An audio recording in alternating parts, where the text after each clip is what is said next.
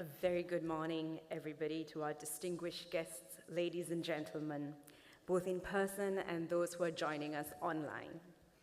My name is Verité Research, and it is my absolute privilege to welcome you to today's event.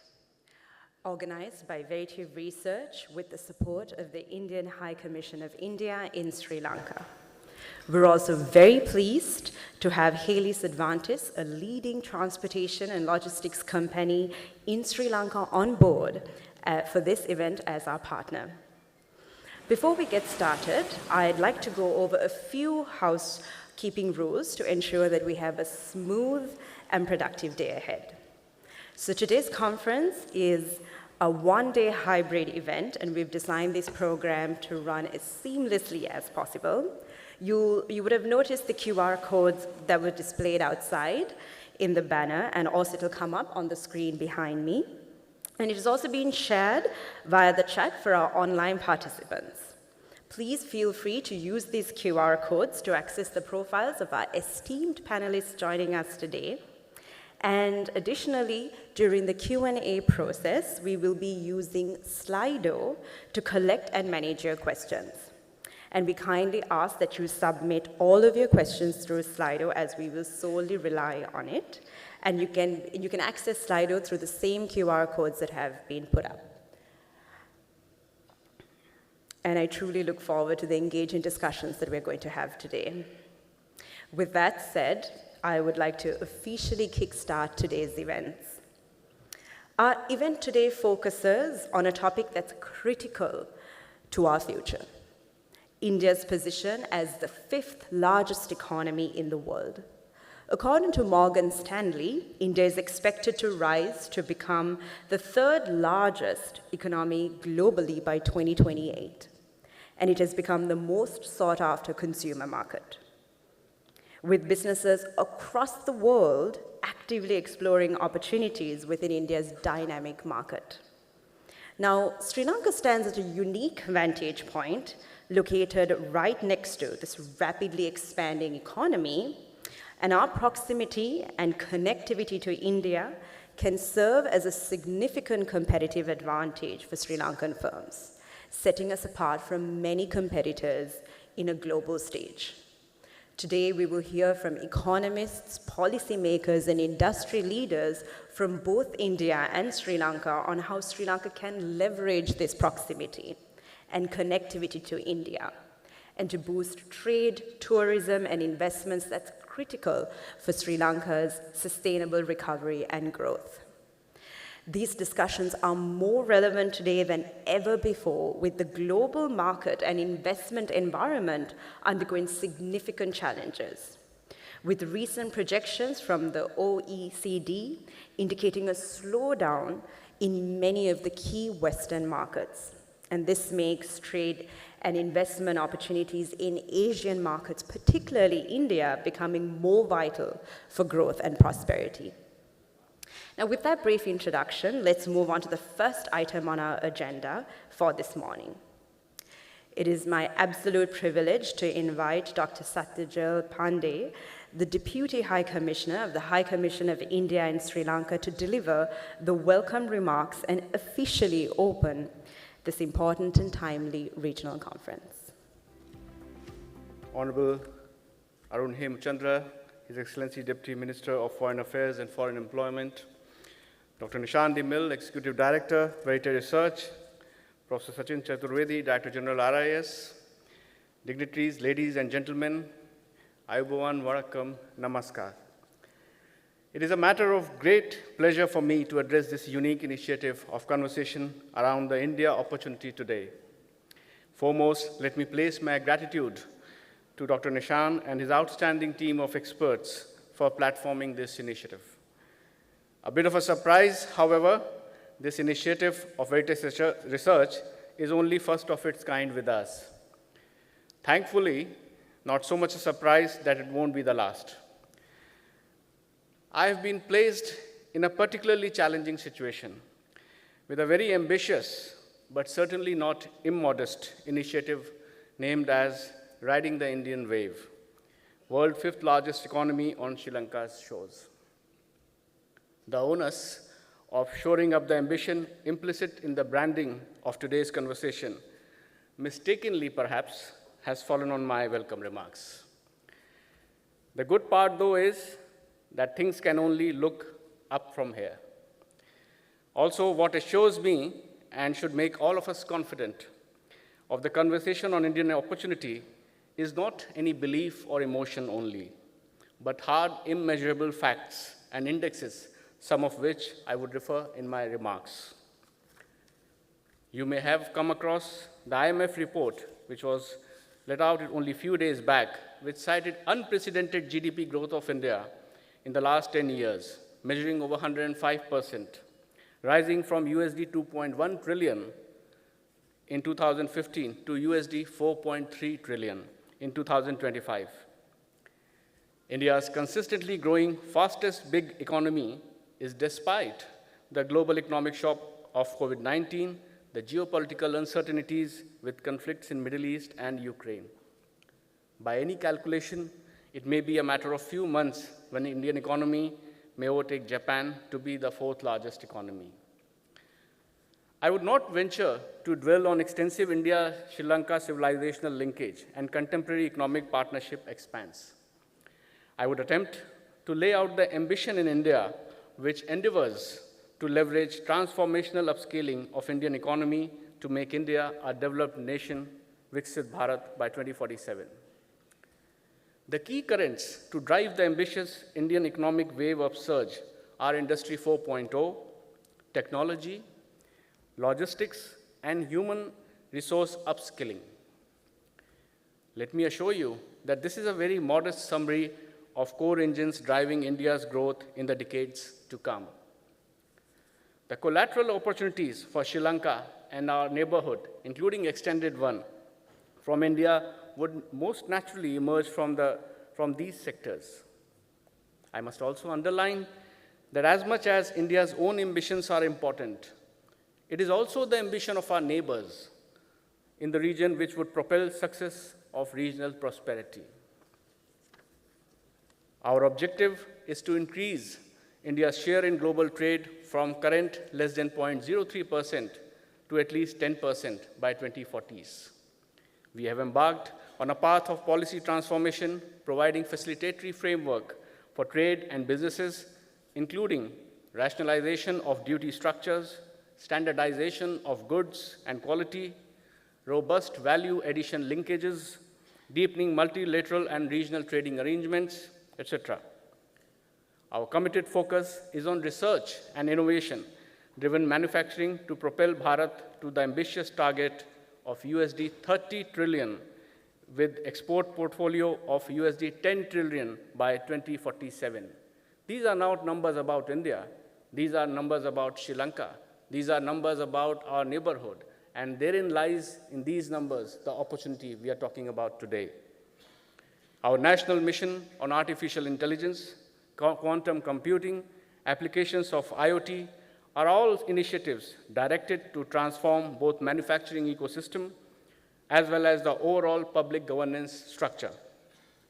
We are targeting a concerted effort to democratize technology and its application to the grassroots of the society and small-scale entrepreneurships. Our confidence in competitiveness of our capacities in manufacturing, trade, services is reflected in unparalleled ambition of the government to foster multilateral and regional trade linkages. It is only in the last few years we have concluded free trade agreements with UAE and Australia, and at an advanced stage with countries such as UK, EU, and more. Our ambition is not deterred by the challenge of current geo-economic realities.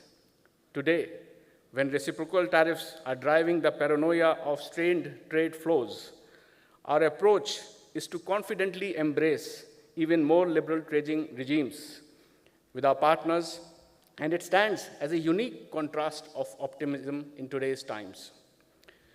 It is with same hope and confidence we stand ready for an ambitious and reformed free trading agreement under the Economic Technology and Cooperation Agreement with Sri Lanka.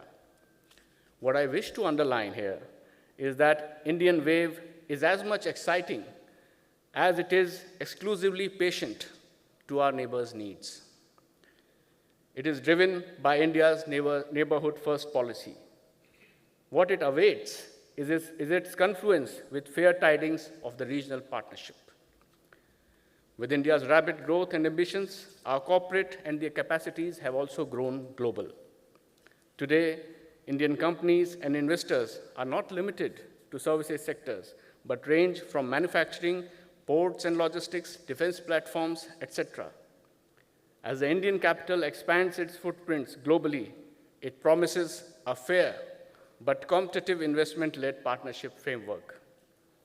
As the Indian capital rises, it offers a compelling alternative to debt-creating, non-transparent, unviable, and perhaps overpriced infrastructure.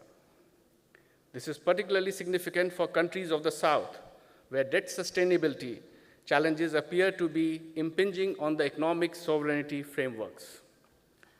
Even our concessional credit financing schemes stand uniquely placed in terms of investment in right type and quality of project, optimally priced and based on robust revenue models. I'm glad to note that the conversation on this platform will also cover leveraging connectivity, which forms a priority area of India-Sri Lanka partnership and prosperity. May I be a little immodest to share with your historic and unparalleled clear plan of port infrastructure expansion, expressway expansion, infrastructure, significant capacity addition through metro, rail, airports, etc. We have been building expressways at a daily rate of over 30 kilometers per day for the last decade. We have doubled our airports in the last 6 years, and we further ambitiously aim to increase it to over 350 airports from 157 currently by 2047. We also plan to double the handling capacity of our ports in the next 5 years, as indeed increasing its efficiencies and the number. Maritime trade and connectivity logistics is an important bulwark of growth and prosperity in the Indian Ocean region, which belongs to all of us. I must mention that over 75% of India's trade is dependent on the maritime routes, and therefore the maritime trading and logistic opportunities from Indian economy targeting to reach $20 trillion are immense. Sri Lanka, placed at a geostrategic location and at the shores of an ambitiously targeting 30 trillion economy, opportunities for Sri Lanka are abound. There is a fundamental value in our integrating ports and logistics fairways between our two countries and others in the region. Our ambitious logistic infrastructure expansion would have a multiplier effect in the form of regional interconnectivity and usher deeper linkages with multilateral initiatives such as India-Middle East Economic Europe Corridor, BBIN network, and our Mahasagar policy. Our focus on sustainable infrastructure in the form of green development, renewable energy target of 30 gigawatts, reducing dependency on fossil fuels will be robust endurance against any geopolitical supply-side shocks of hydrocarbon-based fuel. As it is said that data is the new oil, the speed, scale, integrity, and privacy of data flows will be particularly essential for service-based economy such as India and Sri Lanka. Bharat's prowess in information technology and its ability to rapidly develop secure, reliable, cost-efficient data superhighways driven by domestic investment and enterprise is the guarantee of growth in the next 50 years. I would now restrict my remarks because the ambition is quite clearly unending. If I have to frame today's conversation, I would posit that both enduring mobilization of Indian wave and the ambition to ride it needs an approach of openness and not reclusiveness. In a world being increasingly defined as either you are competitors or you are an adversary, India stands its ground to still see friendships. What the region and the world needs is more and fair globalization, more integration, deeper connectivities, and greater resilience to increasingly transactional geo-economic currents. I hope that I could convey some sense in my remarks. Regardless, I am very assured by the rich agenda of this platform and the scholarly and entrepreneurial participation today. I wish the proceedings all the best and look forward to learning more. Thank you.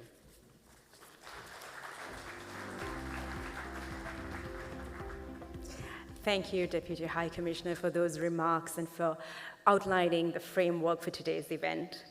It is now my distinct honor to introduce and invite our chief guest for today's event. We're privileged to have with us the Honorable Deputy Minister of Foreign Affairs and Foreign Employment, Mr. Arun Hemachandra. We're truly grateful that he has taken his time out of his busy schedule to grace us this special occasion. Dr. Satyanjal Pandey, the Deputy High Commissioner of India to Sri Lanka, Excellencies, members of Verité Research Institute, distinguished guests, ladies and gentlemen, good morning to you all. It is indeed a great pleasure for me to deliver the opening remarks at this high-level regional conference this morning.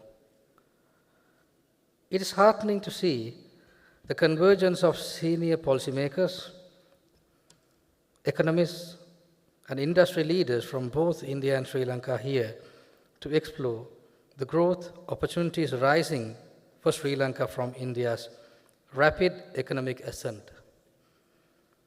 I thank Verité Research and the High Commission of India in Colombo for organizing this timely conference at a moment when Sri Lanka, having weathered an unprecedented economic crisis in 2022, is gradually regaining its growth trajectory. I'm certain that the outcomes of our deliberations today will contribute immensely to Sri Lanka's path of recovery and economic development. I also thank the organizers for inviting me to share a few thoughts at the start of our discussions. It would not be an overstatement to say that India and Sri Lanka enjoy one of the closest relationships in the world, a very special bond indeed. Firmly founded on geographical proximity and civilizational ties that span millennia, our connection has stood the test of time. India has always stood by Sri Lanka through thick and thin, exemplifying the true spirit of friendship and solidarity. As Rabindranath Tagore wisely observed, let us unite, not in spite of our differences, but through them, not in a uniformity that is dead, but in a unity that is living. This principle of living unity, embracing each other's uniqueness while moving forward together, has defined India-Sri Lanka ties throughout history. In the modern era, our two countries have nurtured multifaceted and vibrant relationships that benefit our people in countless ways. Today, as ever, economic cooperation remains a key pillar of our partnership, fueling growth and opportunity on both sides. The theme of this conference, Riding the Indian Wave, aptly captures the opportunity before us. India's economy, already the fifth largest global and the fastest growing among major economies, is on track to become the third largest within the next decade. This rapid rise of our neighbor creates a powerful wave of opportunity for Sri Lanka. In this context, it is crucial to explore how Sri Lanka can strategically leverage its proximity and connectivity to India to boost exports, attract investments, and drive sustainable economic recovery at home.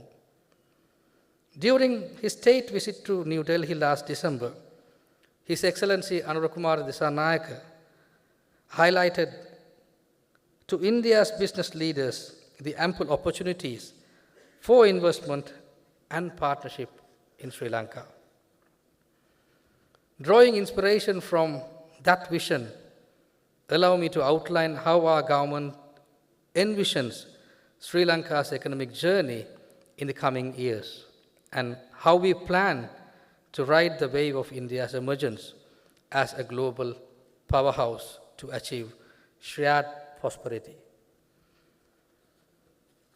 Before delving into specific initiatives, let me emphasize that Sri Lanka's economic policy is guided by a vision of inclusive growth, essentially an economic democracy. We are focusing on developing our human capital and harnessing the technology to enable broad participation of our people in the nation's economic life. Our goal is to ensure that the benefits of growth are widely and fairly distributed so that every citizen enjoy a fair share of prosperity. This commitment to inclusion means that reducing poverty and uplifting vulnerable communities are at the heart of our agenda. In our economic resurgence, we are determined to leave no one behind. We have also set ambitious targets for ourselves. Sri Lanka aims to achieve a real GDP of around $120 billion by 2030, a goal that underscores our determination to rapidly elevate our country's economic standing. This is a bold vision, but one we believe is attainable, especially in concert with partners like India. Notably, India's own development story has demonstrated what is possible. Over the past 15 years, hundreds of millions of people in India have risen out of poverty through growth and reform. Both our countries understand that economic progress has little meaning unless it translates into social progress and improved lives for our people. Let me now turn to Sri Lanka's current economic landscape because that is the foundation upon which any Sri Lanka-India collaboration will build. We are firmly on the road to recovery and stability. Over the past year, our government has implemented a coordinated strategy of debt restructuring, fiscal consolidation, and prudent monetary policy to overcome the recent crisis and restore macroeconomic stability.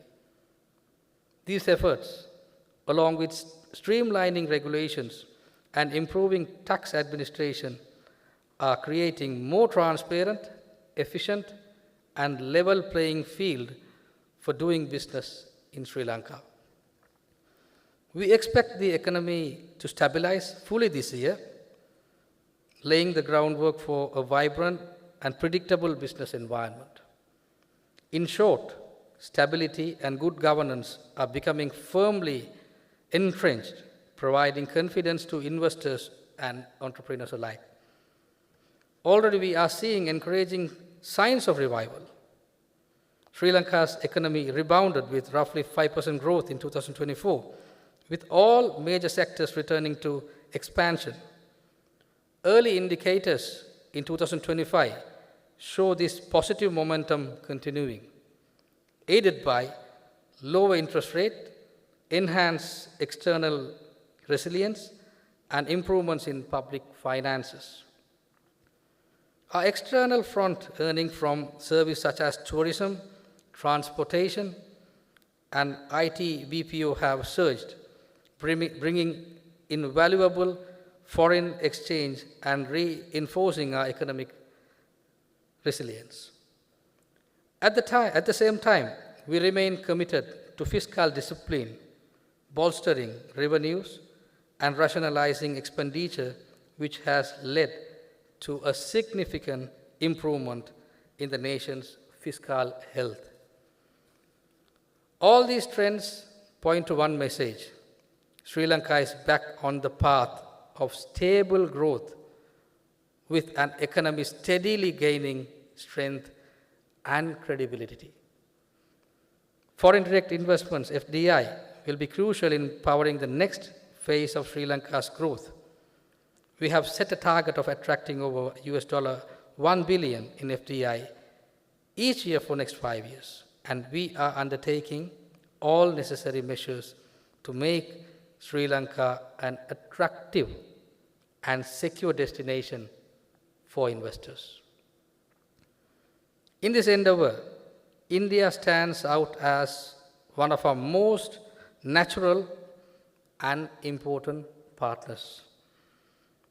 Indian investors and companies have significant opportunities to participate in Sri Lanka's growth story across multiple industries.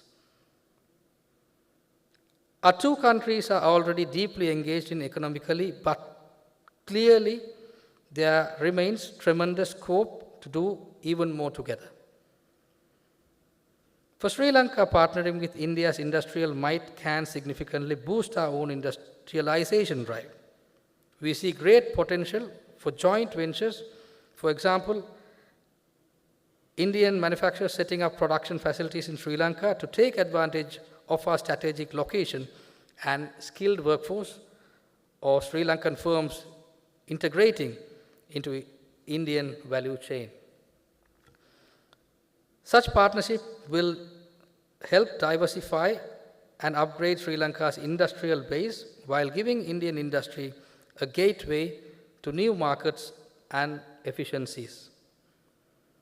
The jobs and value created through the industrial growth on our shores will directly benefit our people, advancing our shared objective of prosperity and grassroots. To facilitate investment, we have also strengthened legal protections. The Sri Lankan Constitution now guarantees the security of foreign investments and allows free transfer of profits, ensuring that investors can operate with confidence and predictability.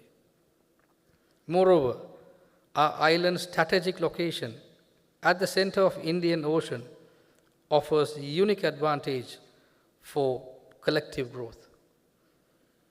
As a maritime hub, Sri Lanka can support joint initiatives in shipping, port logistics, shipbuilding, and other blue economy industries. Closer integration in these areas will enhance regional connectivity and bring gains to businesses and consumers in both nations. Another transformative pillar of our partnership is technology and digital innovation. Sri Lanka and India share a common passion for digitalization as a driver of growth, inclusion, and good governance.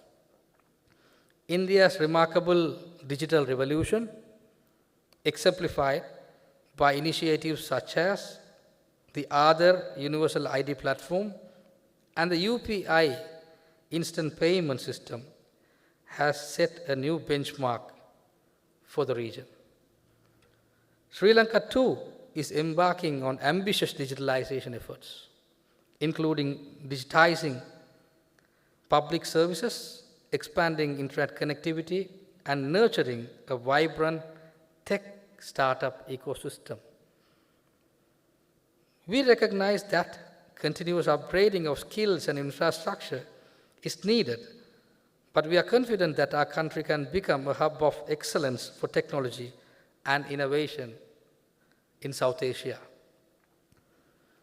This is a natural area for closer collaboration with India. Stronger cooperation in IT and digital services can benefit both countries immensely. Our vision of development is ultimately about people. At its core, the partnership between India and Sri Lanka is not just about numbers, and economics, but about enriching the lives of our citizens. The bonds between our people run deep, born of geography, history, culture, and consistent friendship over generations. Every project we undertake together, every initiative we launch, ultimately strengthens these people-to-people ties. When an Indian company opens a branch in Sri Lanka, or Sri Lankan student goes to universities in India, or tourists from our countries visit each other's cultural sites, the fabric of friendship binding our nations grows that much stronger. For both India and Sri Lanka, the true measure of our partnership's success is the progress of our people. New jobs for our youth, high income for our families, and better opportunities for all segments of society. In short, our cooperation must uplift lives and communities across both countries. As we look to the future, I'm confident that the Sri Lanka-India partnership will only grow stronger. It will be fueled by the energy of entrepreneurs, the creativity of our innovators, and commitments of our leaders to take bold steps together. Together we can face any challenges that comes our way. Standing side by side, we can weather storms and emerge more resilient and prosperous than before. I firmly believe that by working in unison, we can achieve a future of shared prosperity for both our nations. I wish you all a fruitful deliberations at this conference. May the insights we exchange here today pave the way for concrete actions tomorrow. Before I conclude, allow me to take a moment to extend, on behalf of the people and government of Sri Lanka, our warmest welcome and heartfelt anticipation for the upcoming visit of Honorable Prime Minister of India, Narendra Modi, to our island on the 5th of April. Prime Minister Modi's visionary leadership has not only propelled India to global prominence, but has also reaffirmed the importance of regional unity, resilience, and shared progress. His presence here will be a powerful testament to the strength of our bilateral ties and limitless potential of our cooperation. We eagerly look forward to receiving him with the respect, warmth, and friendship that define the bond between two great nations. Together we can face any challenges that comes our way. Standing side by side, we can weather storms and emerge more resilient and prosperous than before. I firmly believe that by working in unison, we can achieve a future of shared prosperity for both our nations. Let us move forward, a guided, timeless blessing from our shared heritage. Sarve Sukhino Bhavantu. Thank you very much.